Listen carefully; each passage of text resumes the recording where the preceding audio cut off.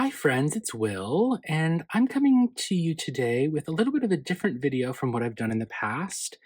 I want to show you how I use the tarot in my own personal life, and today I want to use it to make a decision. And so I've got my cards here, the Ancient Italian Tarot, and I've shuffled them pretty well. I'm just going to get some smoke on them and then I'll explain what it is that I'm going to do. So I often find when I'm like surfing the internet or like seeing on social media, people will sometimes post a spread of cards, right?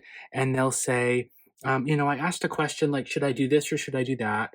And then they laid down 3 cards or 5 cards or 7 cards or whatever it might be, and they're like, how do I interpret this? What does this mean? What should I do? And I think that there's a better way to do this.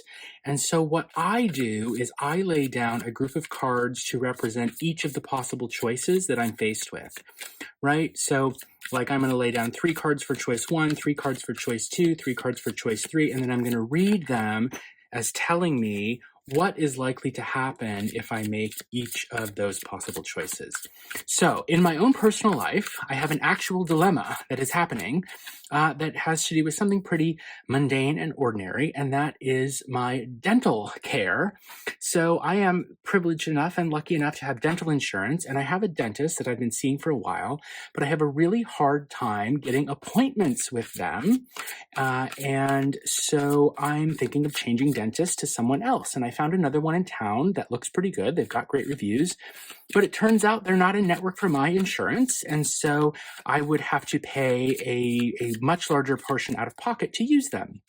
And so I'm trying to decide, should I switch dentists or not? That is the question that I'm up against, right? So I'm going to lay out here, to give you an example, 3 cards to represent here's what will happen if I stay with my current dentist and try to make things work. And then I'll lay out another 3 cards that say, here's what is likely to happen if I switch over to this other dentist and try to use them instead. So these 3 cards represent my current dentist, and these 3 cards represent the new possible dentist. And then I've got the deck here still shuffled so that if I need to lay out additional cards to help clarify whatever comes up, I can do that. So if I stay with my current dentist, what do I have? 8 cups, 10 cups, and 5 swords.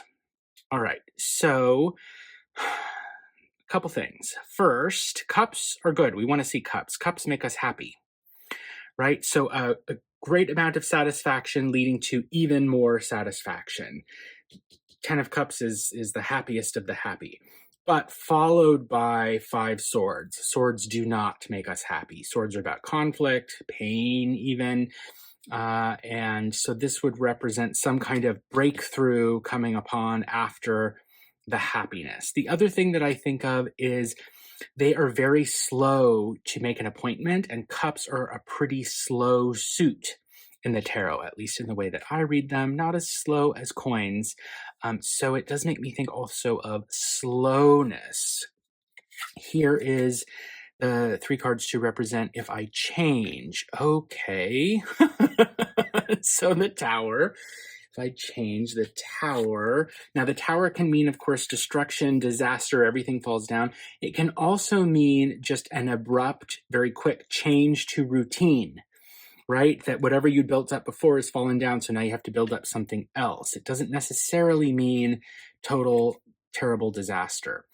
Instead, I would need to make plans to create something new, to build something new. I would need to take some action to take something new, and it's a new beginning, and there's lots of potential that something good could come across here, but of course, no guarantee that it's actually going to be any better than what I'd seen before.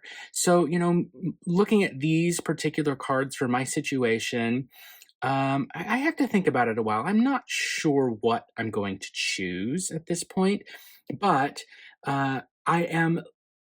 Before I started the reading, I was really convinced that I was just going to go to the new dentist, and now I'm not totally sure, right? Because these 10 cups, even though they're followed by the 5 of swords, maybe It's hard to leave behind 10 cups, is what I'm saying, especially when you're looking at having to go through maybe it's only a miniature tower moment, but it's still kind of a tower moment, right? I will have to think about what I'm going to do here. And I guess what I could do is lay down another set of cards. I'm going to lay down three more. And these three cards are going to represent what will happen if, for now, I just kind of do nothing.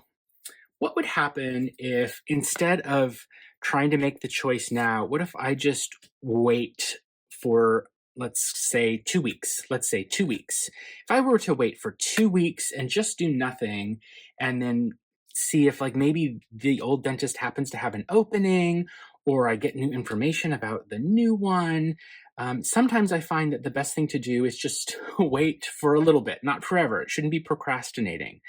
But what would happen if I just put all this off for 2 weeks and did nothing? Seven wands, that's a struggle. With the Knight of Batons, struggle on a journey leading to too much, like a burden.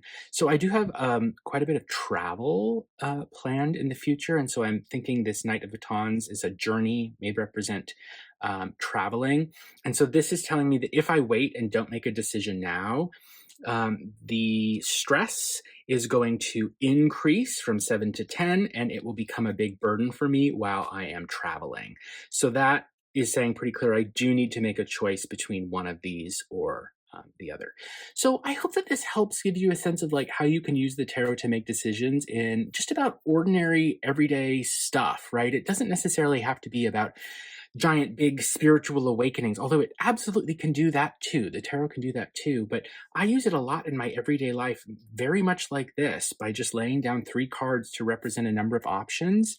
And it can be really fun, right? Even if you're just trying to figure out, like, what should we have for dinner tonight? Like, should we go to this place or go to that place or pick up this or cook that? Lay out three cards for each option. And if you feel like you need to add an additional card or another choice, you can always lay those out on top of what you've already got. There are no rules in tarot. You can do what works for you and what helps to make your life better. I hope that you enjoyed this video. Consider liking and subscribing if you did find it helpful, and I will see y'all next time. Bye.